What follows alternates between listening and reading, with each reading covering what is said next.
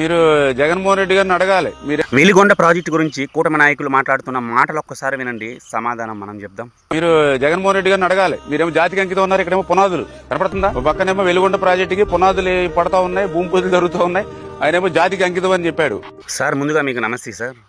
ఈ వెనుగొండ ప్రాజెక్టు గురించి మనం మాట్లాడుకుంటే సార్, మొట్టమొదటిగా దీన్ని ప్రకాశం జిల్లా దోర్నాల మండలం కొత్తూరు అనే గ్రామం సమీపంలో 1996 మార్చ్ 5వ తేదీన ఈ ప్రాజెక్టుకి నారా చంద్రబాబు నాయుడు సార్ గారు శంకుస్థాపన చేశారు సార్.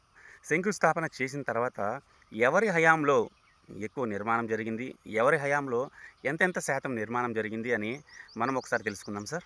మొట్టమొదటిగా వైఎస్ రాజశేఖర రెడ్డి సార్ గారు 2004 నుంచి 2014 అంటే 10 సంవత్సరాల కాల వ్యవధిలో సుమారు 20.3 కిలోమీటర్ల సొరంగ మార్గాన్ని పూర్తి చేశారు సార్. ఆ తర్వాత 2014 నుంచి 2019 మధ్య కాలంలో నారా చంద్రబాబు నాయుడు సార్ గారు 6.6 కిలోమీటర్ల సొరంగ మార్గాన్ని పూర్తి చేశారు సార్. అదేవిధంగా 2019 నుంచి 2024 మధ్యలో వైఎస్ జగన్మోహన్ రెడ్డి సార్ గారు 11 కిలోమీటర్ల సొరంగ మార్గాన్ని పూర్తి చేశారు సార్. అదేవిధంగా సార్, ఆ ప్రాజెక్టు నిర్మించడానికి ఎవరి హయాంలో ఎంతెంత నిధులు వాడారు అనే విషయం గురించి మనం మాట్లాడుకుంటే sir, YS Rajasekhara Reddy sir గారు 2014 వరకు 2004 నుంచి 2014 వరకు 10 సంవత్సరాల కాల వ్యవధిలో ఆయన ఆ ప్రాజెక్టుకు ఏర్పాటు చేసిన నిధులు, ఖర్చు చేసిన నిధులు 3,581 కోట్లు సార్. ఇది 20.3 కిలోమీటర్ల సొరంగ మార్గము నిర్మించడానికి అయిన ఖర్చు సార్. అదేవిధంగా సార్, ఈ ప్రాజెక్టుకి నారా చంద్రబాబు నాయుడు సార్ గారు ఖర్చు చేసిన నిధుల గురించి మనం మాట్లాడుకుంటే 2014 నుంచి 2019 వరకు 6.6 కిలోమీటర్ల సొరంగ మార్గాన్ని పూర్తి చేయడానికి 14.14 కోట్లు అంటే 1414 కోట్లు రూపాయలని ఆయన ఖర్చు చేయడం జరిగింది సార్.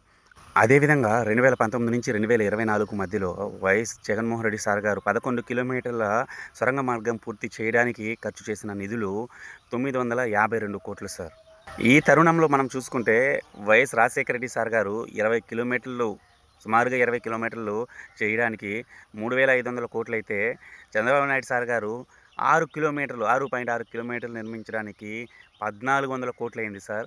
కానీ జగన్మోహన్ రెడ్డి సార్ గారికి 11 కిలోమీటర్ల సొరంగం నిర్మించడానికి కేవలము 550 కోట్లు మాత్రమే అయింది సార్. ఎవరి హయాంలో తక్కువ నిర్మాణం జరిగింది, ఎవరి హయాంలో ఎక్కువ నిధులు, తక్కువ పనులు ఎక్కువ నిధులు వాడారనేది మనకి ఇక్కడ పూర్తిగా అర్థమైపోతుంది కదా సార్. సార్, ఈ విషయాలన్నింటినీ మనము క్షుణ్ణంగా పరిశీలిస్తే సార్, మొట్టమొదటిగా చంద్రబాబు నాయుడు సార్ గారు దీనికి పునాది వేశారు సార్. పునాది వేసి ఆయన 1995లో మొట్టమొదటిసారి ముఖ్యమంత్రి అయినా దీనికి 1996లో పునాది రాయిలు వేశారు సార్. పునాది రాయిలు వేసిన తర్వాత 2004 వరకు అసలు ఈ ప్రాజెక్టు గురించి పట్టించుకోనే లేదు సార్. తర్వాత 2004లో వైఎస్ రాజశేఖర రెడ్డి సార్ గారు సీఎం అయిన తర్వాత ఈ ప్రాజెక్టు పనులు మొదలుపెట్టారు సార్.